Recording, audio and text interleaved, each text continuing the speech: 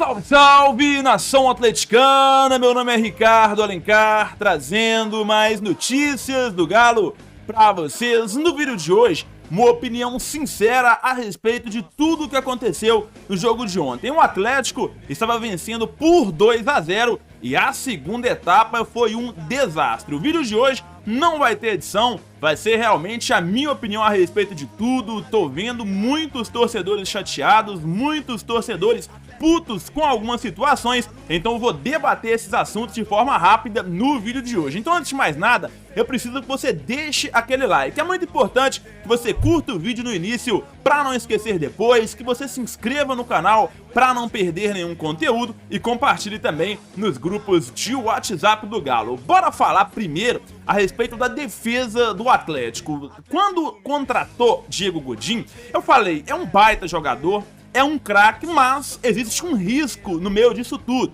Qual era o risco? A questão da adaptação ao futebol brasileiro e também da velocidade que o Godin não tinha mais. O Godin é aquele cara que ele vai se sobressair na técnica, ele vai se sobressair no posicionamento e em alguns momentos também na bola aérea. Agora, velocidade, a gente sabe muito bem que o Godin não tem e a gente sabe muito bem que ele poderia demorar um pouco mais para se adaptar. E ele está demorando a se adaptar. Ele não consegue marcar nenhum jogador do adversário que no mínimo ginga pra cima dele. Gingou pra um lado, correu pro outro, é um abraço. A gente tá percebendo isso. Isso não é nenhum demérito, nenhuma terra arrasada, não tem que mandar o Godin embora. Agora, o que a gente tem que entender, né, é que se o jogador não está se adaptando, não conseguiu ainda chegar no auge da sua forma física, não está conseguindo se sobressair tecnicamente, ele não pode ser titular.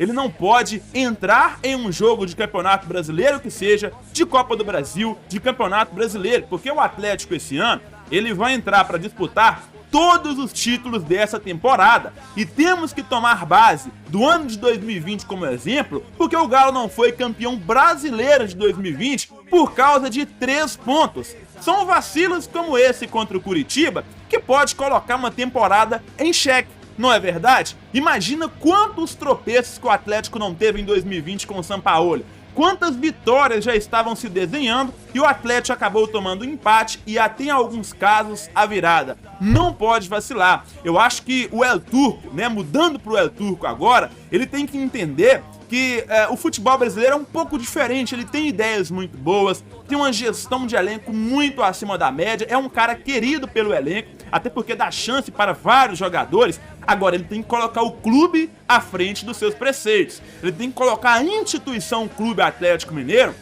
à frente das suas ideias. Rodízio na zaga, será que vai dar certo rodízio na zaga no futebol brasileiro? Será que a zaga é um lugar para você ficar mexendo? Uma hora jogar com Hever e Igor Rabelo, outra hora jogar com o Júnior Alonso e Godin, outra hora é o Godin e o Nathan Silva, outra hora é o Alonso e o Nathan Silva. Será que precisa mudar a zaga que foi espetacular em 2021?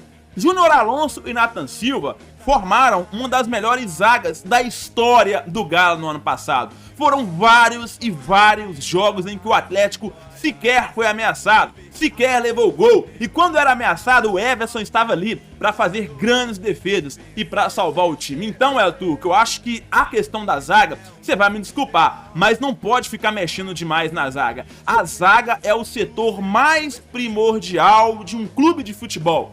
Lembra daquela frase? Grandes defesas ganham campeonatos, grandes ataques ganham jogos, mas grandes defesas ganham campeonatos. Então eu acho que a zaga em si não pode ter tanta mudança, porque os jogadores precisam se entrosar, eles precisam saber quando fazer a cobertura, eles precisam saber que se o Mariano for entortado, como aconteceu ontem, o Igor Paixão acabou com a defesa do Atlético. Eu até indiquei o Igor Paixão, postei nas redes sociais e falei, o Atlético precisa olhar com bons olhos para esse jogador, o Siga precisa estar atento, porque se achou o Fábio Gomes, o Igor Paixão tá logo ali, né? Um jogador que rabiscou a defesa do Galo, deixou o Mariano na saudade por diversas vezes e vários outros jogadores do Galo. Então, em primeiro lugar, né, não quer dizer que tem que mandar o Godin embora, longe disso.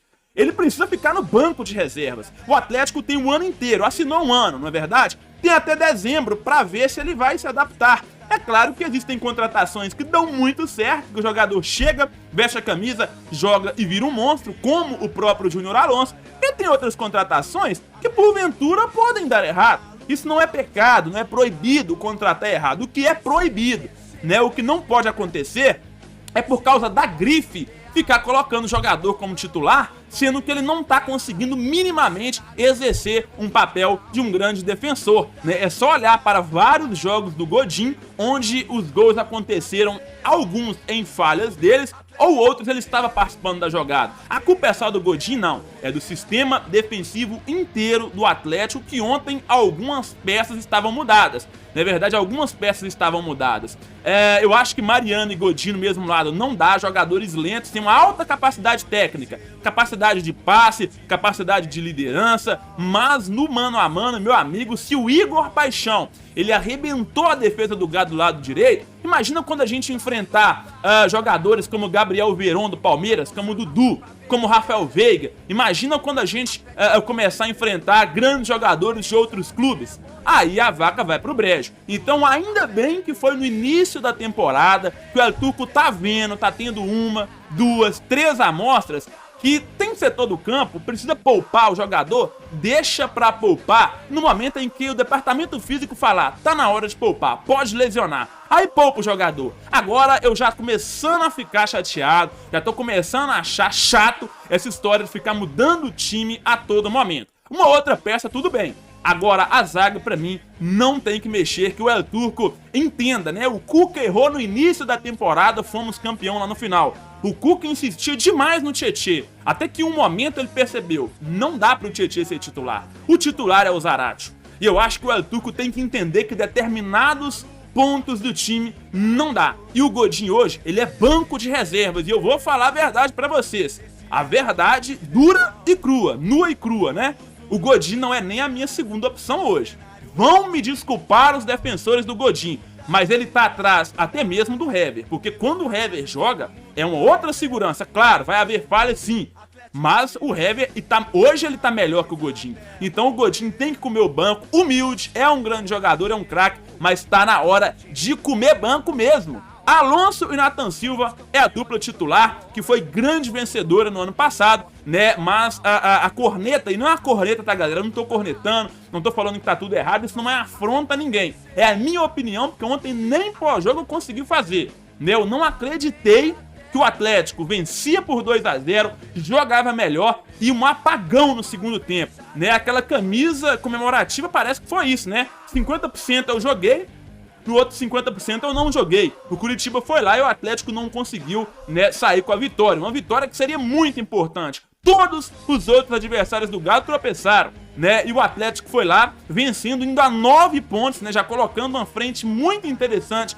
na frente dos outros concorrentes. Ele foi lá e deixa o Coritiba empatar, né? E o El Turco viu o tempo todo o Igor Paixão rabiscando pra lá, rabiscando pra cá e não conseguiu armar uma estratégia para brecar, né, esse freio, né, esse ímpeto, na verdade, ofensivo do Coritiba. Agora, existem outros jogadores também que eu preciso citar rapidamente. Eduardo Vargas precisa jogar o que joga quando entra no segundo tempo como titular, Vargas. Você acabou de renovar o seu contrato, a massa gosta demais de você, sabe do seu potencial, ninguém cobra jogador, galera, que não mostrou nada. O Vargas é um craque sim no elenco do Atlético, já mostrou isso em diversas oportunidades, mas na grande maioria das vezes que entra como titular, ele não consegue ser decisivo, ele não consegue se sobressair, né? Ele é só mais um no ataque do Galo. Eu tô cobrando isso do Vargas porque eu acho que ele precisa mostrar algo. Ele acabou de renovar o contrato,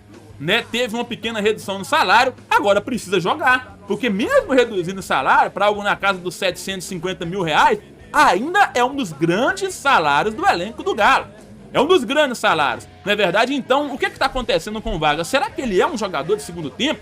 Eu não acho. Eu acho que existe algo errado, eu acho que o El Turco precisa conversar com ele, a diretoria, porque ele, quando entra no segundo tempo, muda o jogo, mete gol, dá assistência, movimenta, abre caminhos. E quando ele entra como titular, a gente não consegue ver o mesmo desempenho, não é verdade? a mesma efetividade que ele tem quando ele entra no segundo tempo, né? E o Hulk, muita gente falou, mas ele vinha, né, de uma viagem desgastante, foi poupado.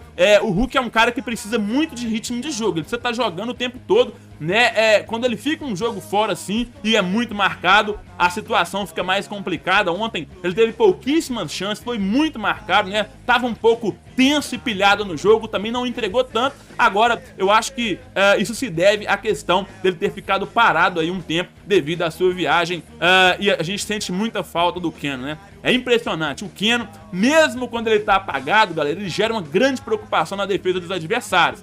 Uma grande preocupação na defesa dos adversários. Então esse é meu alerta importante. Tá no início da temporada. Errar é normal. O que não pode é ficar errando a mesma coisa todo jogo. É dar murro na ponta de faca. Isso não pode. Porque até o mais simples torcedor como eu, né, e como você que tá assistindo esse vídeo, tá vendo que não dá. Algumas situações. Não dá. E assim como o Cuca percebeu antes do meio da temporada que algumas situações não davam, né? Ele entendeu, aceitou as críticas construtivas, que aqui ninguém tá destruindo nada. É pra construir, é pra melhorar, é pra evolução do time que a gente tá cobrando os jogadores, a comissão técnica, a diretoria. Tem que entender que o futebol brasileiro, o calendário é apertado, mas eu acho que o entrosamento, ele tá acima de várias outras situações que um técnico estrangeiro pode trazer. Então, o meu abraço aqui, a minha solidariedade ao time nesse momento e a minha cobrança pesada sim. Porque não adianta cobrar depois que a vaca foi pro brejo. E se fosse um jogo de mata-mata, de Copa do Brasil, de Libertadores, em que o Atlético precisava da vitória, fez 2 a 0 no primeiro tempo, tomou 2 a 2 no segundo, o Atlético estaria o quê? Desclassificado. Então vamos cobrar de forma construtiva, tá? Construtiva, porque a gente sabe que o elenco pode entregar muito mais, a gente sabe que são pequenos erros que podem ser consertados com a simples alteração. Muitas das vezes o arroz com feijão, manter o que estava dando certo, né, e fazer pequenos incrementos é melhor do que inventar alguma situação porque o jogador é europeu, porque o jogador tem grife. Então vamos com a cabeça no lugar. Se você gostou do vídeo, deixa aquele like. Se não gostou, curte também para fortalecer o nosso trabalho e deixa a sua opinião contrária aqui embaixo. É muito importante a sua participação. Aquele abraço.